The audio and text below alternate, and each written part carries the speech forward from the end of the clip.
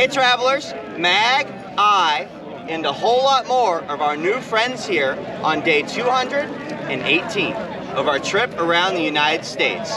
Today is where the rubber is really going to meet the road for the Yuma Swag Mega event. In just a few minutes here, they're going to be releasing a lot of coordinates for geocaches and other scavenger hunt things around the area, and this mob of people you see around us is going to spread out and cover the city, searching out geocaches all day long. So we're expecting to be able to meet many of these folks as we go and find geocaches throughout the day, stand back, let them do the work, and then add our names to the logbook. We're looking forward to having a great day out here with all of these folks, and I hope you guys are interested in getting to see Yuma a little more up close today. Come on, let's go check it out. Today's event is being hosted in front of the beautiful Martha's Gardens date farm. This beautiful orchard of date palms started off with just 300 in 1990, and now over 8,000 cover 130 acres in the desert. While waiting for our turn to get a passport in hand, Ai-chan made a new friend.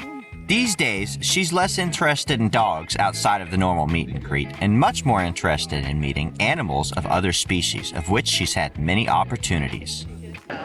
We have met many geo dogs out on the geo trails, but this is the first time we've ever met a geo cat. So do you guys geocache as a team together? Yes. And what's your geocaching name? Mine's HT Bob. HT Bob. This is Molly the Geocat, all one word. And so Molly the Geocat has its own account to log geocaches, Yes, right? she does. All right, so she gets out there on the trails with Yep. her owner Yep. and finds those geocaches. Does she sniff them out for you? Yes, sometimes, but she likes to climb trees. Oh, I'm perfect. still teaching her how to open bison tubes. Oh, nice. And I'm sure he will get there because having a pet with you on the geo trail can be an invaluable companion. So where are you geocaching out of? Northwest Ohio. Northwest of Ohio, a long way down here to Yuma, Yes. Arizona. Took us 5 days to drive here. And just for the mega? Yep. Right on. How many geocaches have you found? On the way here, a couple hundred. Oh, no, in general. Oh, 24,000. 24,000. When did you start? 2007. 2007. All right. 24,000 caches in 17 years. So you're averaging, what, 1,300 a year? Lately, more like 3,000, but the first few years were a little slow. It's because you have your GeoKitty with you We now, do. right? Yep. Well, it's definitely nice to meet you, and I'm too. hoping we can go find some geocaches together Sounds great. today. As I had suspected, at 8:30 on the dot, there was a mad rush to the table to get the passports in hand, and then a mass exodus from Martha's Garden to get out there and begin exploring Yuma after this series of caches.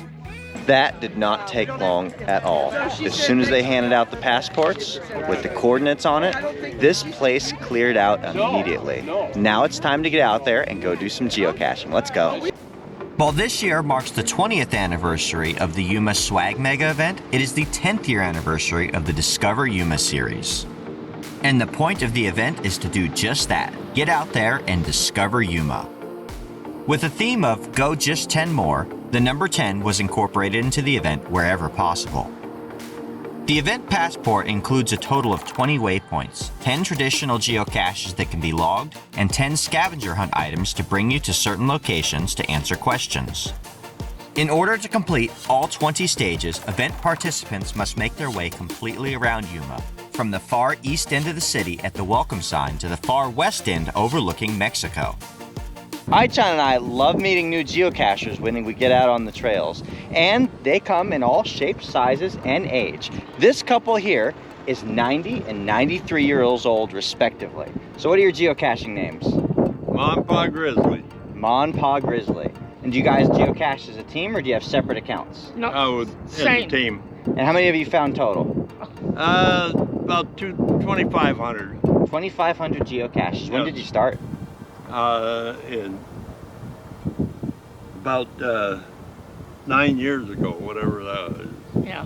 And did your daughter get you started on the Yes, she game? did. Yes, they did. Yep, and Yeah. she's over here taking good care of Ai-chan for us. So what is it about this game that draws you guys? It keeps you moving. Keeps you moving. Get out Yeah. and seeing places that you wouldn't see otherwise. I think my dog would say all the same exact things too. Keeps moving, keeps those old bones going one day at a time, right? That's right. If you don't keep them moving, you can't move them. Well, it's great to be able to meet you guys out on the geocaching trail, and I hope you guys are able to earn this coin today. Well, thank you. We will do it. We'll Yes. enjoy it. Yeah. For the physical geocaches, all you need to do was track down the hide and then record the number located inside the lid. They did employ some pretty tricky camouflage jobs in the series. The great part about hunting for these geocaches during a big event like this is that there's low risk of DNF. If you take too long, a big mob shows up. Case in point, with all these experienced finders out here, I don't have to do any work at all today. Define experience.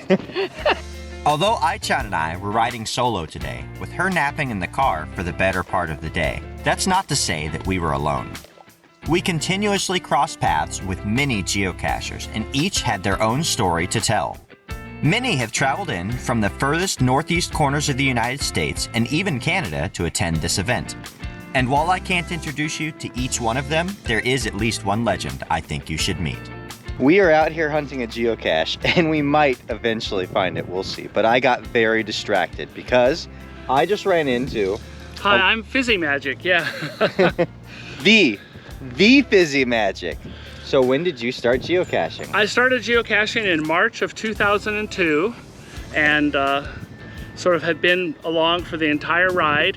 And I think it was about 2006 or 2007 that we started doing statistics, interesting statistics, and a friend of mine wanted to do a challenge where you found one of every possible terrain and difficulty, and he named it after me, thus the Fizzy, because I wrote a program that showed you those statistics back then, before there were any statistics shown on the website, yes. And that's how FizzyMagic happened. So right. He and I have actually completed about the same amount of loops. I think I'm at 8 right now. You're probably right about the same? Yep, that's right. Well, thank you for creating an awesome challenge for the community. I know at least one geocacher, Dirty D13, who loves going after those fizzy geocaches. All right, great. Well, it's nice to meet you. I will be seeing you there too, and the pleasure is all mine. Thank you. There are any number of ways to route through the 20 waypoints required to complete the Discover Yuma passport. I chose to start in the southeast corner near the event site at the Fortuna foothills and work my way west below the I-8. Circling back through Winter Haven from the far west edge of town, we finished off the last of the remaining waypoints above I-8, working our way east again toward the event site, which brought us through several beautiful parks along the way. And that is it. In about 5 hours since we got our passport in hand, we were able to move through all 20 stages and find the code words needed to earn our geocoin. So now, to head back to start, go ahead and turn this thing in. So excited. Our very last stop in the series was the Terraces Park. The rise to the terrace overlooking the park is reminiscent of Lombard Street in San Francisco. We have earned our coin for completing the Exploring Yuma event, and this was a great time to discover all the amazing sights. Thank you guys for hosting and giving me a great reason to get out there and explore. Thank you. Having completed my passport with a couple hours to spare, I set out to go find some other geocaches in the area. The first pair that I had identified required a stroll in the desert, and although she was a little reluctant, I was able to wake Aichan up and get her moving. And I am glad she was willing to cut her afternoon nap short for me, because her help was invaluable in sniffing out the geocaches we need to find here. She gets a little better at playing this game with each passing day. And with the walk through the desert to pep her up, Aichan stuck around with me for the rest of the day, helping me hunt down each cache at the ground zeros in front of us. Well, when she was capable of helping anyway. I think I know what this one means.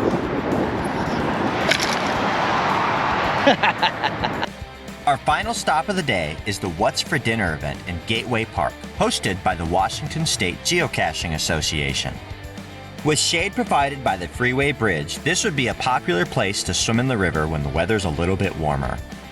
Nobody in our group was quite feeling that though. Instead, everybody made their way to the pavilion to gather, chat, and wait for the raffle to happen at the end of the event.